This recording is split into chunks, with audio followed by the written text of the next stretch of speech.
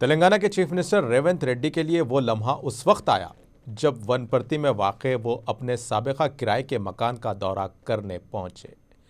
वही छोटा सा मकान जिसकी दीवारों ने उनकी जद्दोजहद की सरगोशियां सुनी थी, जिसकी छत ने उनके ख्वाबों को परवान चढ़ते देखा था और जहां उन्होंने मुश्किलात के साथ जंग लड़ी थी। जब रेवंत रेड्डी ने उस मकान के दरवाजे पर कदम रखा तो उनकी आंखों में जज्बात का एक तूफान उमड़ आया। यही वो जगह थी जहां वो अपने ख्वाबों को हकीकत में बदलने की जद्दोजहद कर रहे थे। उन दिनों जब जेब में पैसे कम थे मगर हौसले बुलंद थे। उनके पास कोई बड़ा सहारा नहीं था मगर उनके हौसलों ने उन्हें कभी गिरने नहीं दिया।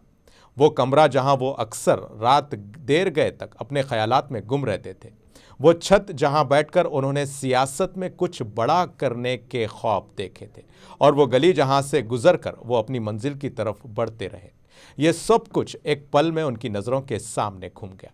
उन दीवारों ने वो दिन भी देखे थे जब नाकामियों ने उन्हें आजमाया था, मगर वो कभी पीछे नहीं हटे। ये सिर्फ एक मकान नहीं था बल्कि एक तारीख थी, एक कहानी थी जो आज हज़ारों नौजवानों के लिए एक मिसाल बन चुकी है कि अगर हौसला हो तो कोई भी ख्वाब छोटा नहीं होता। आज वही शख्स जो कभी किराए के उस मकान में अपनी जद्दोजहद के दिन गुजार रहा था, रियासत के सबसे बड़े मनसब पर फायज है। ये साबित करता है कि मेहनत, लगन और साबित कदमी का कोई नेमुल बदल नहीं होता।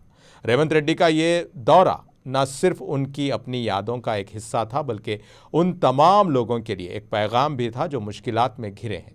अगर एक आम आदमी किराए के मकान से निकलकर चीफ मिनिस्टर बन सकता है तो हर ख्वाब हकीकत बन सकता है। बस हौसले बुलंद रखना ज़रूरी है।